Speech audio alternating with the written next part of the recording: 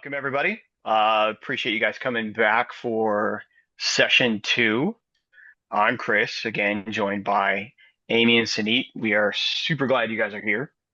Um, just kind of going into what is the next step in our deliberate leadership process. So, have you ever wrestled with the pressures of uncertainty, ambiguous goals, maintaining forward momentum, all while it feels like everything is kind of accelerating around you? Understand you're not alone in that. So today we're going to explore how environments, our actions, our reactions all factor into the recipe of motivation, poke a little fun at motivational posters, and move through this journey. Motivation is cool because it's kind of the unseen force that helps us move innovation forward and creates the groundwork for harmonization. So I feel incredibly lucky to have the opportunity to be able to contribute to the amazing work that my co-hosts have created on either side of this session. So I'm here today as a Sherpa on this journey as we move up this mountain of motivation. Our goal is to find some amazing treasures and learn from your insights as we navigate through this. Here we go. So, a little about me. I'm a team strategist, coach, and co-founder of Ferris Group with a unique dual background in firefighting and private industry. I spent over 10 years in emergency services and 17 years in operations and leadership. In that time, I built a deep understanding of high reliability team dynamics, decision making under pressure, and human performance. I've been native to uncertainty for some time now. In that, we went and created Ferris Group, where we integrate scientifically backed assessments with practical frameworks to optimize talent, build sustainable performance. Our intent is to empower individuals and teams to lead with clarity while aligning purpose and process. Often in some of the most challenging environments where failure comes at the expense of lives. So I'm a firm believer in the statement, they don't care what you know until they know that you care. So as we move through this, remember that you're an active participant in the outcomes here. I promise to provide some waypoints, some guidance, a healthy dose of sarcasm, and hopefully a new lens to view things by the time we're done.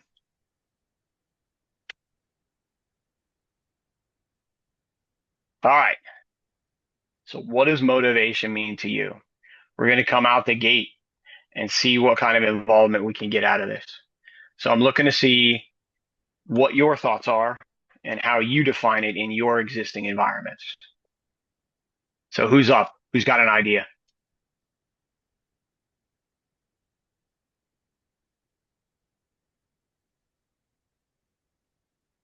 Anybody?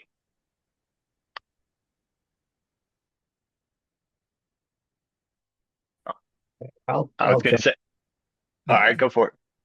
um, right. So on some level, right, motivation is why do we keep showing up to do what we're doing in these times of upheaval, right? Like why, what's our North Star that we're working towards? And in my case here at in Madison, it's right trying to show up for something we call the Wisconsin idea, which is this concept from early in the last century that everything, all the resources, the knowledge, right, the great information and human resources and everything that we have on campus needs to leave the walls of campus in order to benefit the people of the citizens of the state of Wisconsin, right? The people of the nation and really the world and increasingly, right, the planet itself. So it's how do we, right, do things here that can help broadly. I like it. All right. Anybody else? I saw Beulah, you unmuted there. Do you want to add anything to that? Uh, plus one just who needs like love that Wisconsin idea. Like that's amazing. Um, yeah, when I think about motivation, I think about like what is my reason or compelling purpose for me to choose this behavior over the spectrum of things I could be doing at any one moment. So it has to be compelling and important enough to my values for me, that's what motivation is for me to choose to say yes to that thing in that moment. So the reason for behavior, I guess, but aligned Okay, to purpose. Yeah. I like it. All right. So, like I said, we're going to poke some fun at some things here today. So, motivation. 9 out of 10 doctors agree that you need a pretty picture and a tired, cliched quote to get motivated. Why isn't this all we need? Let's start by creating some definition on what motivation is and what it does. Generally speaking, it answers why do we start? Why do we keep going? Why this path and not another? And it's a result of the dynamic interaction between values, so what matters to us, beliefs, what we think will happen, and agency, what we believe we can do about it. In neuroscience terms, it's a cocktail of dopamine, purpose, perceived control, but often motivation is mistaken for willpower, as if it's just about pushing through and focusing on an outcome. But we all know that willpower is a fickle resource and not reliable. So, what if we looked at it as a system? What if we redefined how that motivation looks? If we view it as a system, we've got to first define some of the components. And these are by no means all encompassing, but at least they give us a starting point for our shared language and understanding. So if we look at it, not only do we have our motivation types, both intrinsic and extrinsic, but we have how locus of control begins to show up, internal and external, and what those kind of looks like in a mindset. It's not black and white. Some people with internal locus of control will still respond to external rewards, say like a competitive athlete. Some with external locus may still feel deeply fulfilled by certain tasks, but not believe they have control over big picture outcomes. That's where we have to look at how motivation and emotion are tied together. Emotions become the feedback mechanisms that influence our motivations.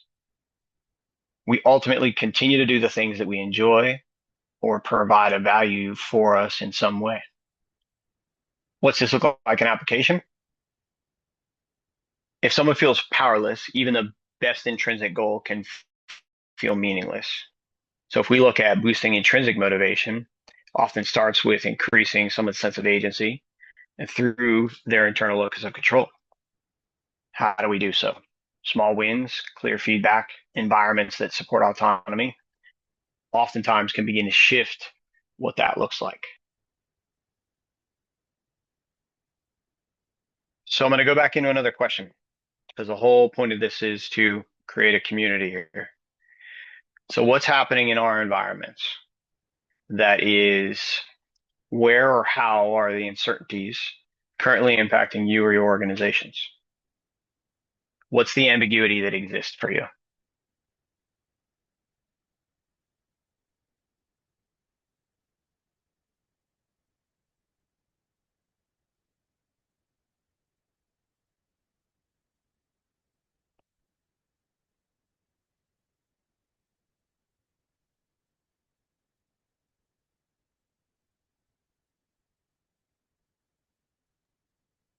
Hey, Chris, Yeah, Beulah says decision freeze or paralysis.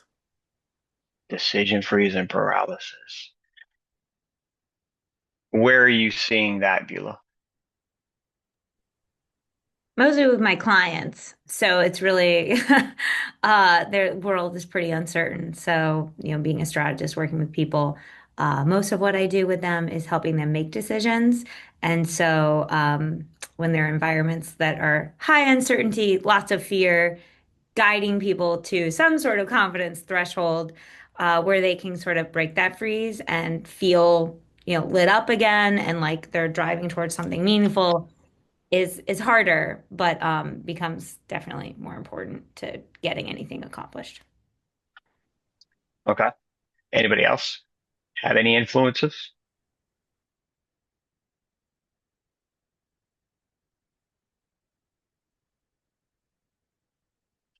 All right. Well, Well, Chris, we one also of have the Lisa Mitten says impending higher education enrollment cliff, impacts of federal legislation on higher education and enrollment student loans. mm, okay. So a lot around just the uncertainty of what higher education looks like, huh, Lisa? And where are you seeing those pieces start to happen in that pipeline? So in that sense, how is that presenting for you? Um,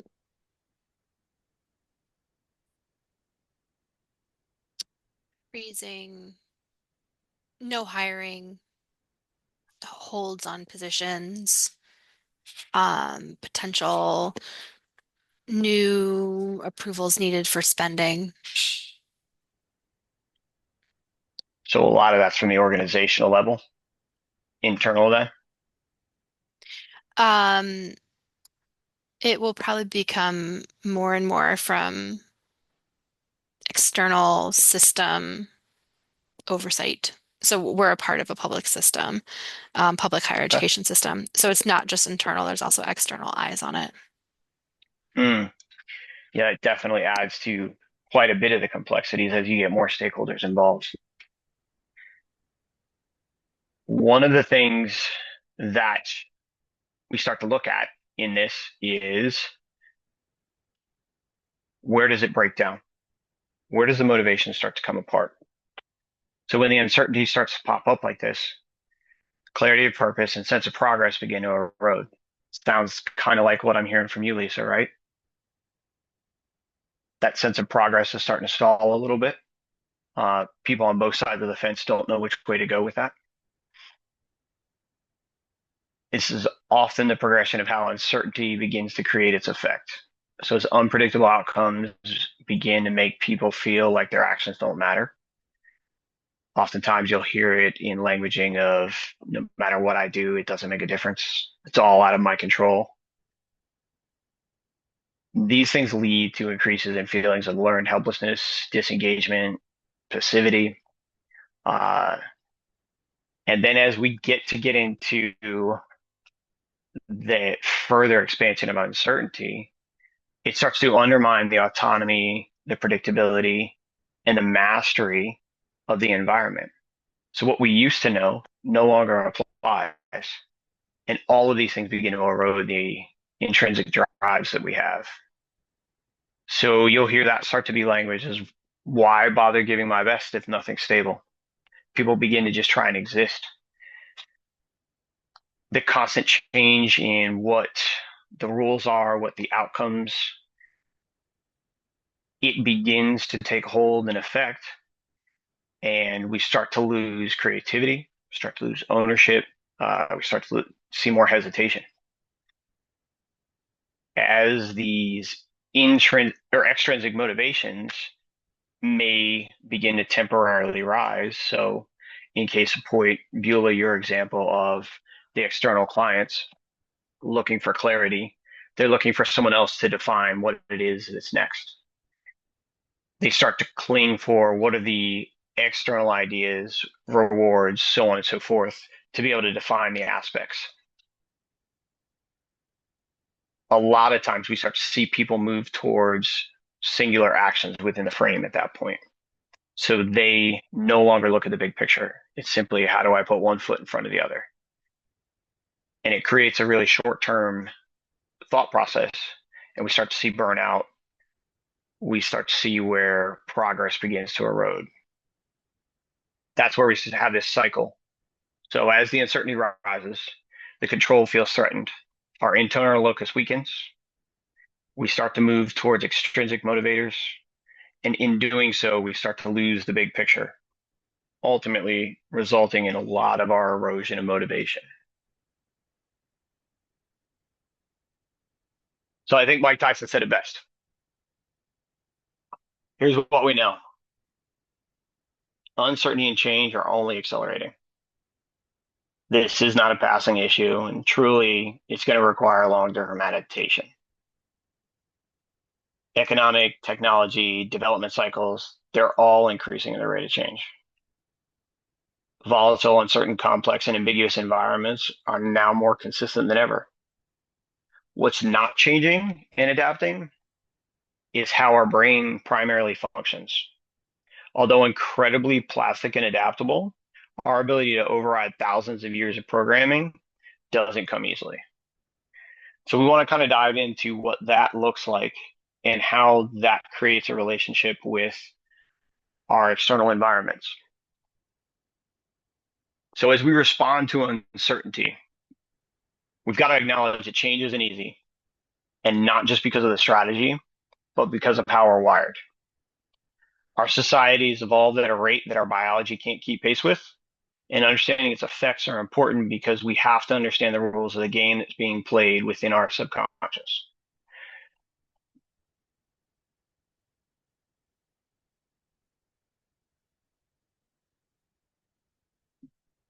So let's talk about some of the composition of our brain space and some of the pieces that are adding an effect.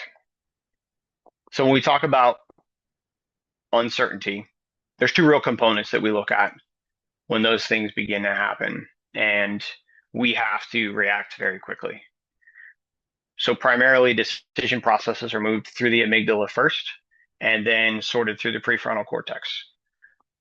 This creates kind of the beginning architecture for how we go about making decisions. And as leaders, how we filter and react to anything has greater organizational impact than anything else. So by being aware of how our internal hardwired responses conduct themselves, we can have a better understanding and empathy for those around us. So uncertainty initially triggers the limbic system, especially the amygdala. This leads to increased anxiety, hypervigilance, and emotional reactivity. This is that portion of the brain that makes a day that goes sideways feel like fighting fires. We react to that uncertainty and unexpected chaos the same way we react to a lion jumping out of a bush, a bear from around a tree, or a shark from the deep. Evolutionarily, this has kept us alive. Our environments and systems, though, are not designed with lions, bears, and sharks in the office. Our brains just haven't gotten the memo yet. The prefrontal cortex becomes compromised once the amygdala takes over. This unfortunately leads to a reduction in working memory, complex reasoning, and impulse control. A lot of research suggests that all the decisions are first filtered through that amygdala, and when not deemed a threat, migrated to the prefrontal cortex where our executive functions are located. This means all decisions are first filtered as an emotion. We don't have the ability to separate that. It's just a matter of whether or not we perceive that as a threat, or if we simply are receiving the emotion that we are visualizing. When we are working with an activated limbic system, the usage of our executive functions becomes secondary or non-existent until we've reached a place of perceived safety. The amygdala takes over. There is not much that we can do to go over to move that out of the way. Our brains evolved to predict patterns. Uncertainty feels like danger, and so we react accordingly. In the short term, that can be super beneficial. So oftentimes we'll see where there's a surprise and we'll have an initial reaction that'll move us out of the way. In an organization standpoint, we'll see that as a quick, immediate reaction to a emerging problem set that allows for quick resolution when we have the time and space. It's interesting because that acute stress response is actually a necessary component when we talk about achieving flow state. Without a certain level of stress, we never actually would enter flow state. Where we run into the issue is this chronic uncertainty that we're starting to see now, where there's continual ambiguity, where there's no significant defined solutions. And it creates an environment where we struggle to find that safety, find that place to downregulate. And the long durations of these states lead to a host of non-positive outcomes.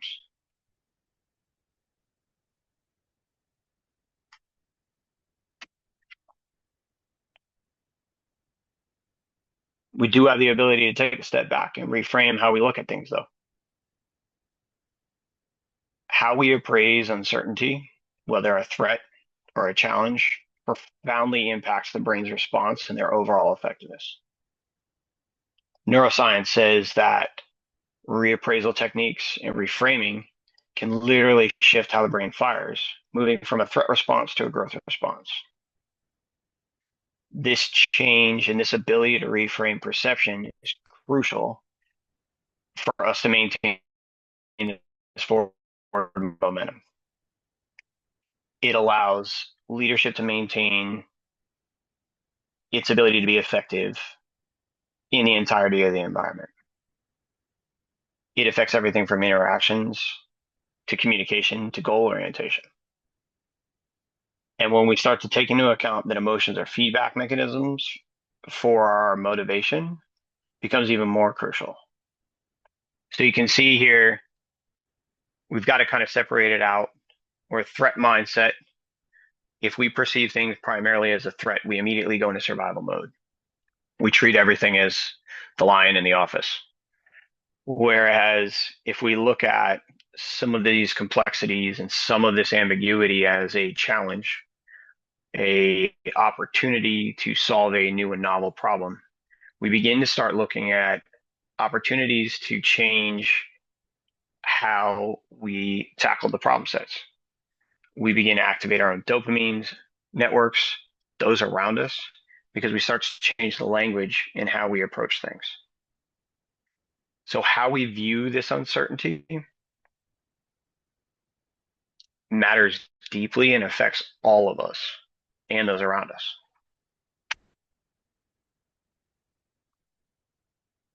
Where do we start? Understanding our natural responses to the environment helps us to begin to demystify our own reactions. By developing repeatable systems, we begin to retain our own internal locus of control. This allows us to snap out of the reactive natures and break down the larger complexities into more achievable outcomes.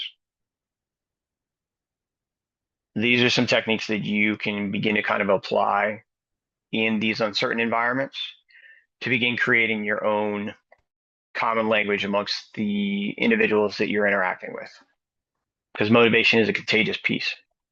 And as leaders, our job is to spread that as far as possible. So we can look at some of these things. We start to talk about what it looks like.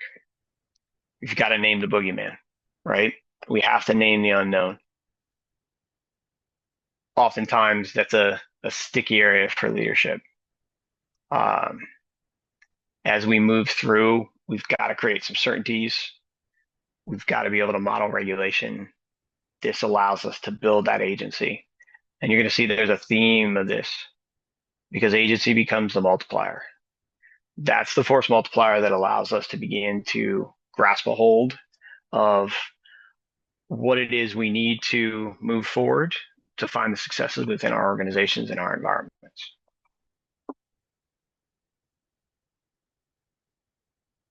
All right, so we're back at it. What ways is stress influencing motivation now and how we show up?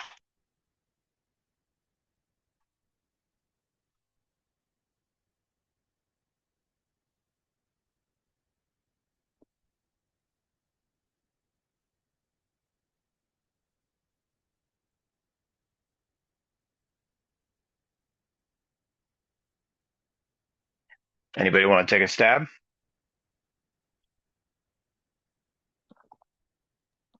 Chris, I have something that pops into my mind.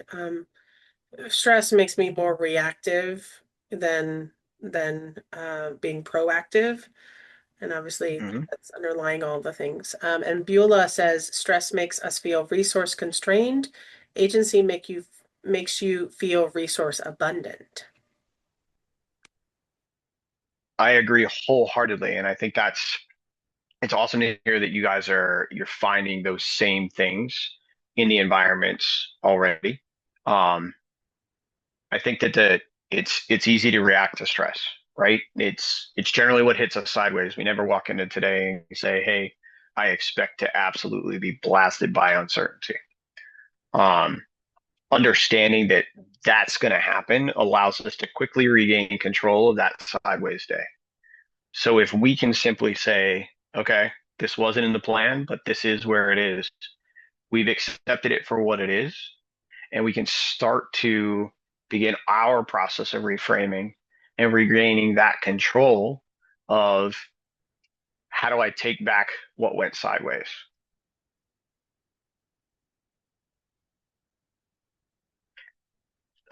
Read through the chat here too.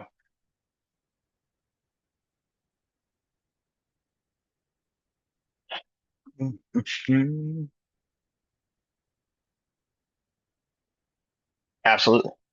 I think that this is a uh, phenomenal way to frame it, Sunny. Um,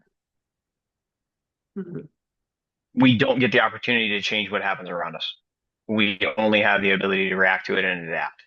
And so we can either be an active participant in it, or we can just hope it's something different. Mhm. Um, and so I think that's a phenomenal way to phrase that. Yeah. And one thing I would add to that, Chris, it was something that came up in a talk that I gave before, is that I was really looking at the antidotes to fear and uncertainty. And the antidote Mm-hmm. to uncertainty in moments like this is knowing we're capable. And so that's where the agency comes in. And then, and we'll get through this. We've gotten through really tough times before. And curiosity, like, what is this moment teaching me? And then also with fear is what is, number one is like connection and connecting with other people, how to get over that. And then also generosity with ourselves and other people. So I think there's some like things sprinkled in there that is directly aligned to agency and our actions. I couldn't agree more, Amy. I think that it all goes around this theme of really creating intention. And so oftentimes when we find ourselves in this uncertainty or in a situation that was unexpected, we don't know what the duration of that's going to look like. We don't know what the ultimate outcomes are going to be. And so creating clarity around the pieces that we can truly influence allows us to begin to expand that aspect of agency. Um, and as we expand that aspect of agency, we start to regain those little aspects of control to where we can kind of then get back. We can choose our path as opposed to have our path chosen for us. Mhm. Yep. Allison? Yep. Yeah, thanks. I have been doing a lot of this research because my son is neurodivergent. So all of this, upstairs, downstairs brain and is very resonant for me. So it's nice to think about it also obviously in a workplace setting or kind of a more professional setting. But I had an example of something that we did at my previous organization um, during COVID. Obviously, that was a very uncertain and stressful time. And in the early stages of COVID, the organization I worked for needed to pause its programming until it kind of figured out, how to do it safely. And we have a team that did psychosocial support work. So they would work in refugee camps or set up child-friendly spaces and, do a program called Heart, which is healing education through the arts. And while the parents were dealing, while the adults and grown-ups in their lives were dealing with paperwork and kind of taking time for themselves, they would work with the kids to kind of process some of the trauma that they were experiencing. And what they did was they actually, because they had some time on, to because there was a pause in programming, they actually turned the program inward and set up peer support groups, and then did these heart programs for staff. So it kind of what Amy said about, in times of stress, finding connection. I mean, if I didn't have that peer support group weekly, I think I would have gone crazy during that time. So I think that it's such a important lesson of resilience to just really find community and connection with people, because I think that obviously helps us, weather so many more storms than if we try to go it alone. Absolutely. I couldn't I couldn't agree further with that. We as human beings are not designed uh, to do this in a siloed, singular fashion. When I say this, I mean life, right? Like whatever capacity you want to look at it. Community is absolutely paramount to us, and how we grow, how we learn, and how we build. I can absolutely commiserate with neurodivergence. That's a it's a unique and fun superpower that has its own challenges. Um, and, and so hats off. It's definitely a journey. Um, and motivation shows up very differently there. Um, and so it's never a one size fits all, but I think that's really some of the important aspect to this. Speaking specifically to the neurodivergent space, you're dealing with a brain that's wired more so for amygdala activation, um, at a much higher capacity. And so while stress can be endured very differently and of very longer duration, there's also the backside to it that calm feels like chaos sometimes. And so it's important to take stock in the fact that there's no one right answer. There's a handful of ways that we can look about it and try and view it and understand that context is incredibly important, and we need to make sure that we're giving credit to that. Um, it's a it's a piece I could tangent on for a while, Allison. So we can always go back to that at a later time. All right. So like I said, we're gonna poke some fun at some motivational posters.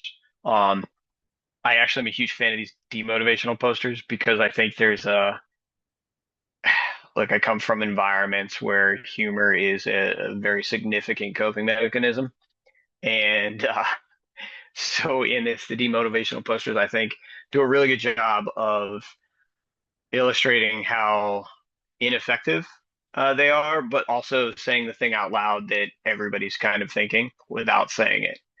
Um, so I wanted to bring a couple of them in here as we work through today. All right, so how do we start to add some action to this? So moving from chaos to clarity. Why does this matter? In high stakes, uncertain environments, it's often that reaction from an emotional place, instead of acting with intention and objectivity, that creates compounding detrimental effects. So as we begin to act purely from an emotional response, we're doing so with limited reasoning, much like what happens on a physiological level when we are primarily using the amygdala. We see a narrowing in vision, loss of peripheral.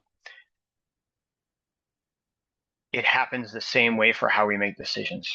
So we're not looking at the bigger picture. We begin to become very myopic in what we're viewing as important. To kick out of that, we have to regain a little bit of traction. And I found in the environments that I come from that are really dynamic, that kind of thrive in uncertainty, there's a lot of benefit in building frameworks to create a base level understanding in a, hey, when everything goes sideways, this is at least where we start to put the first foot in front of the other. So this specifically begins to look at how we can transition from reactivity to resilience. So what's our key identified problem? Is that emotional reaction distorts that decision making. We lose the objectivity and the clarity. And what do we want to get to? We want to move through this continuum from surprise to awareness to truth, to the intentional action, and then ultimately learning from it. If we don't codify what we've gone through, if we don't take the key pieces from it, we're just destined to repeat it again. And so the learning portion is incredibly key as we continue to build the aspects of bettering and maintaining motivation. So we got a lot going on this slide. So on the top you're going to see the introduction of the awareness alignment concept. This is created to kind of give us an idea of how to navigate and to view what's going on in our environment, and then to begin to create action in it. As you can see, the awareness alignment is in response to an external stimulus. That stimulus category comes from research and distilled concepts around developing mission critical operators. We're talking police, fire, military. This framework was a blend of some things that Sanit and Amy and I were talking about, and some of the work that was done in those environments. The work in those environments was done to create a language and an ability to help mission critical operators move from the unknown to the known in a variety of complex environments. A lot of that work was done by friends of mine at the Mission Critical Team Institute, so I want to make sure that I'm giving them credit where credit is due. We took this and then applied it to the conversations that we were having. By incorporating that knowledge set and those lessons, we can accelerate our own understanding of what complexity and uncertainty looks like and create our own language here. Again, the entire point of our involvement is to create this common shared community language. So doing so, it allows us to accelerate our own understanding, create that language, and adapt to our own environments. So you can see on the left side here, we start to list off what some of the stimuluses are going to look like, some brief descriptions, and then that awareness alignment framework falls in as a response. You'll see some questions. It just helps add some of what that external language is going to sound like, or what some of your own internal talk track may be beneficial to frame how to begin to put this into play. Ultimately, as we've kind of talked about, the goal here is to restore clarity for ourselves and those around us. That way we can begin to provide faster recovery from stress and setbacks, more intentional adaptive decision making, stronger clarity under pressure, better communication, and learning that continues to build that resilience over time. In going through a process like this, we begin to create an environment where individual agency can continue to grow and expand. Remember, agency is at what we believe in, or sorry, what we believe we can do about the environment around us. It refers to that capacity to make choices and take actions that shape our own lives and influence their surroundings. Emphasizing the idea that we are not merely passive recipients of external forces, but active participants who have the ability to exert our own will and make decisions. We are not just victims of circumstance in this, although at times it does feel as if that's the case. Some of the steps here is how we begin to move and restore that internal locus of control, foster some of that intrinsic motivation, and begin to positively activate both ourselves and those around us.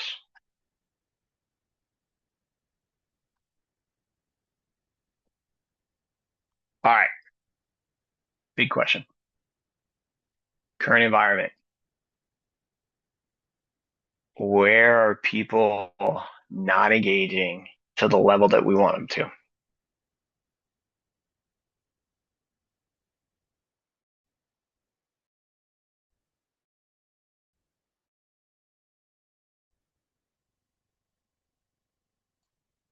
Yes, it's a sticky question intentionally, because we all sit around and we all look at it and we all know it's happening. But how do we define it?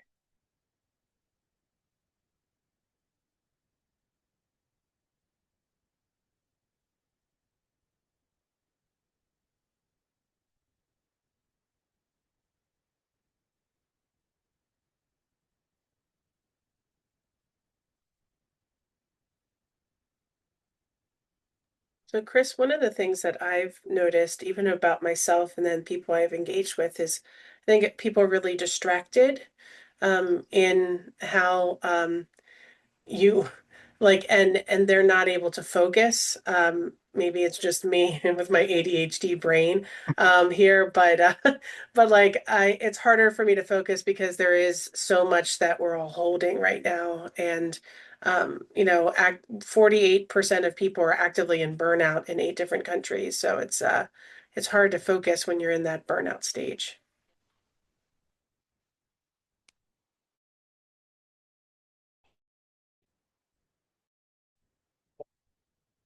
I couldn't agree more, Amy. But it's a lot. It's also kind of outside of our control, right? Where where can we apply our efforts? And then where is the environment going to take us regardless of our influence? Mhm. And I think, you and I have talked about burnout a couple times in the sense of it's really that friction of agency. Um, Burnout really stems from the desire to affect the environment and not Mhm.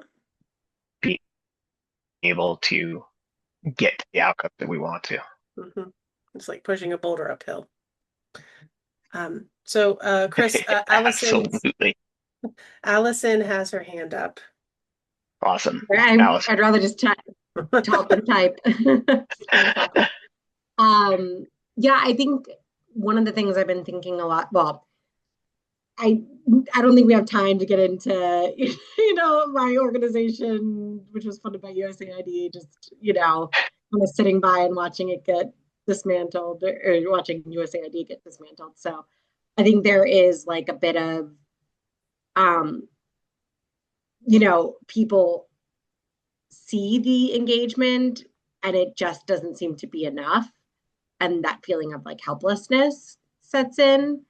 Um, on a more kind of pragmatic and local example, like I've been really thinking about, as a parent, trying to, lay the groundwork for some healthier behaviors in terms of like, social media and video games and phone usage and things like that, that I see, becoming a real challenge for educators and parents and kid and children themselves.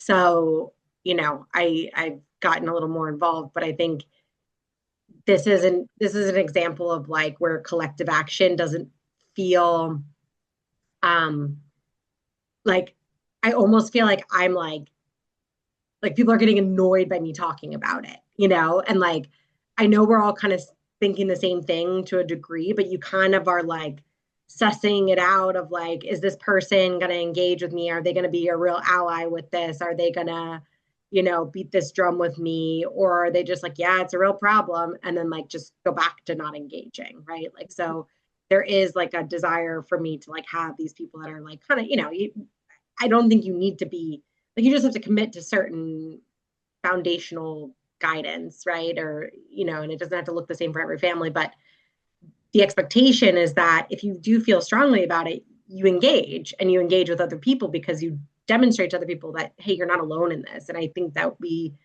kind of like diffusion of responsibility happens in a lot of aspects of our lives where like we assume someone else is going to just like fix it, or we don't want to speak up because it's uncomfortable. But we realize that we have the same values, and if we just take the same actions together, it'll be so much easier.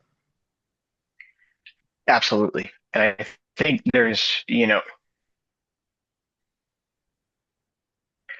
that's a huge mountain to climb, right? The technology, the aspects with kids, it's not an easy piece to navigate.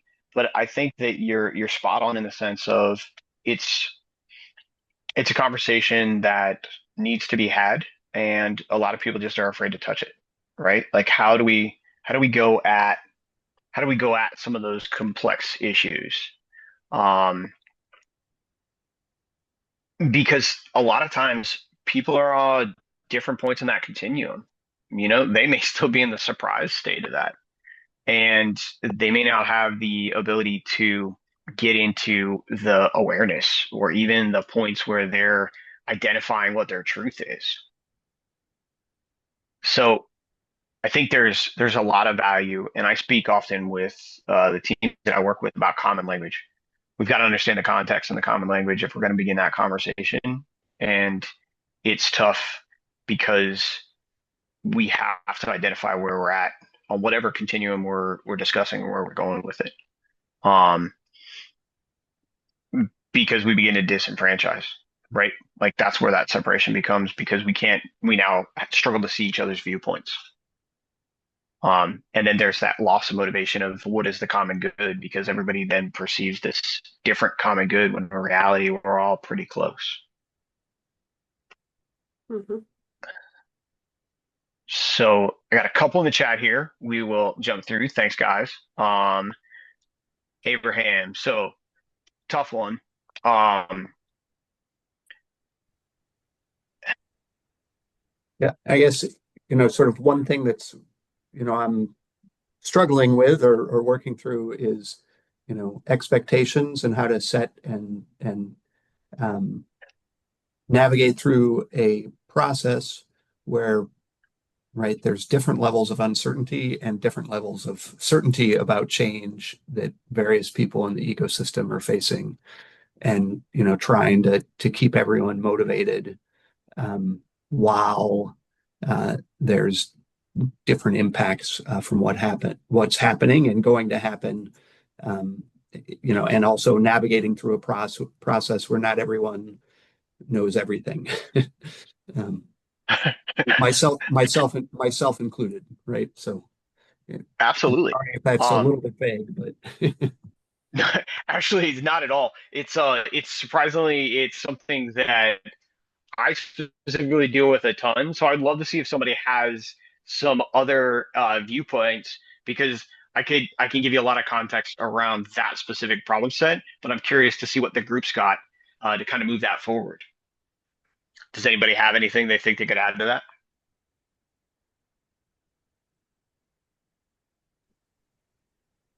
I mean, this might just be man with a hammer, but I'm a strategist, and I find often when there's situations like this where it's like expectations and communication and motivation and the milieu of all the things that can make it all go sideways, or just dynamics and stress coming into play and making everything go off course. I do think that like there having been some sort of like articulated strategy or playbook or some sort of ground truth about what we're doing here, how we're going to be working together, that like, what Chris was saying, like depersonalizes any sort of like course correction or request around changed behavior because you're like, we already agreed to this at the beginning of the project here. And so it's just we are returning back to our agreement.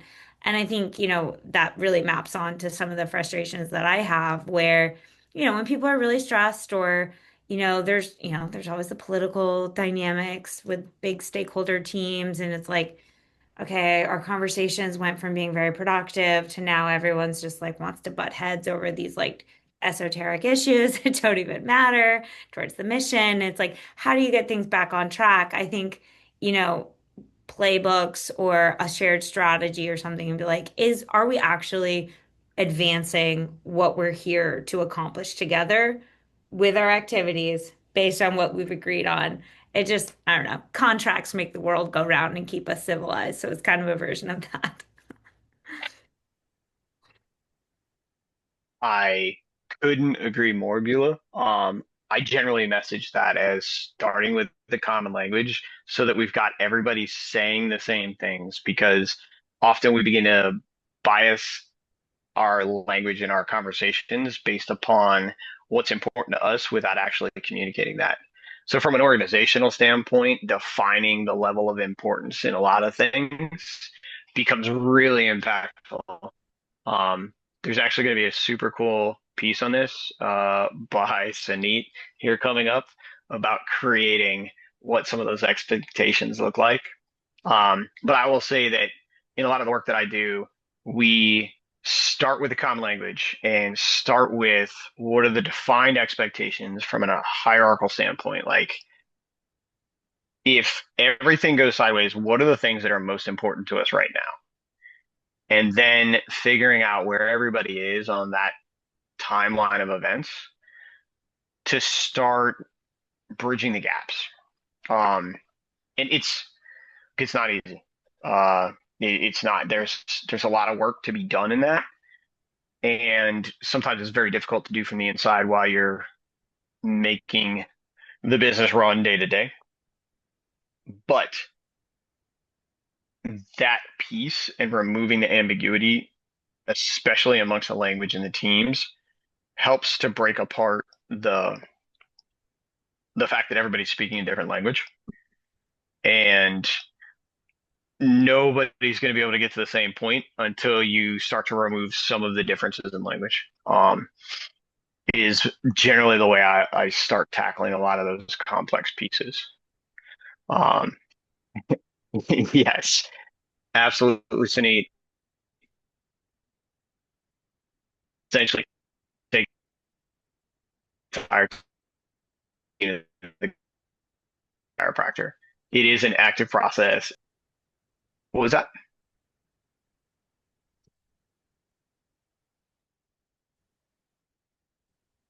Oh, all right. So we're going to kind of wrap up a little bit, and I'm going to move on to the last bit, and we're going to kind of start taking, kind of wrapping this down. And if anybody wants to stay on, we're on. We can stop the recording. We can have some sidebar conversations if anybody wants to get into anything.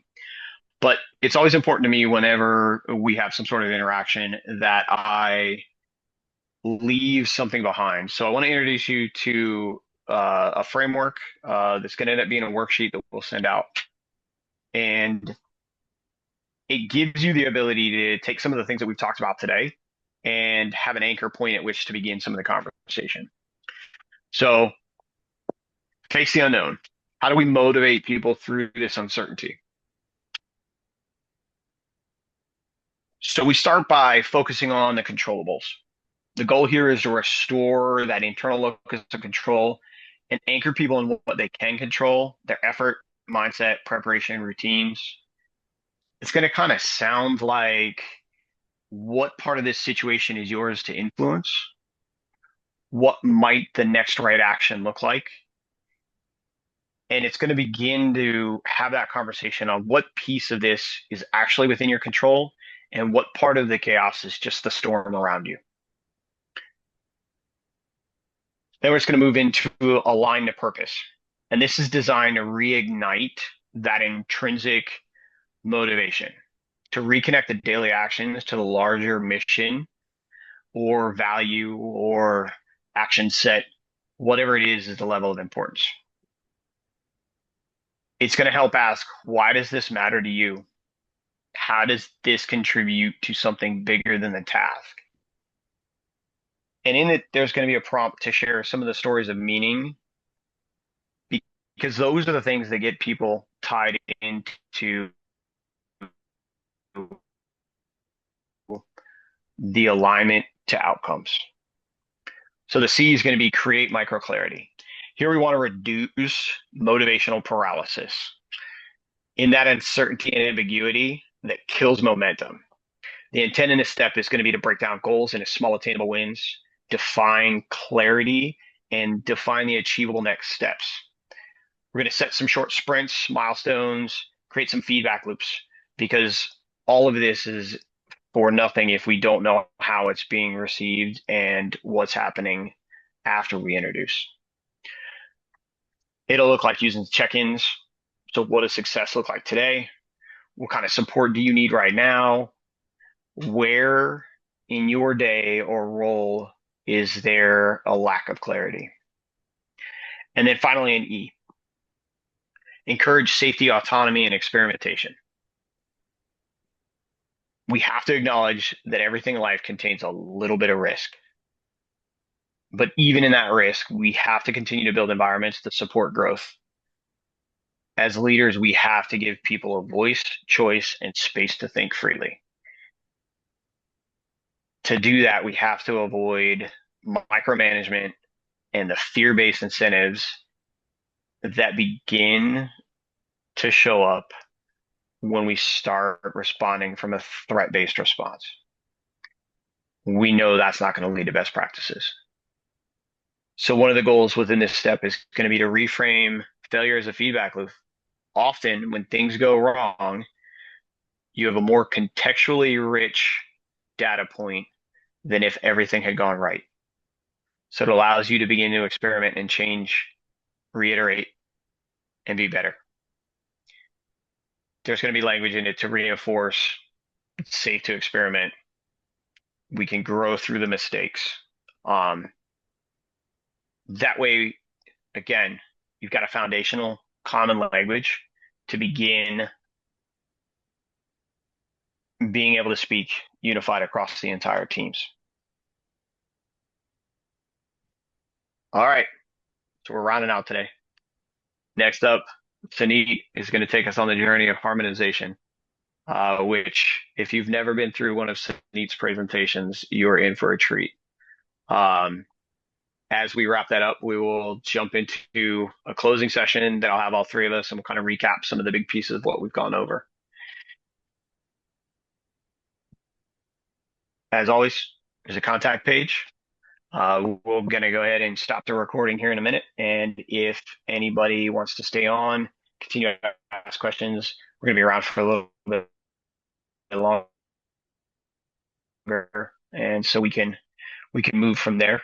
I've got at least a half hour, 45 minutes, if not a full hour, I can be here. So thanks again, everybody. We appreciate you showing up. Appreciate you adding into what this shared community of learning looks like.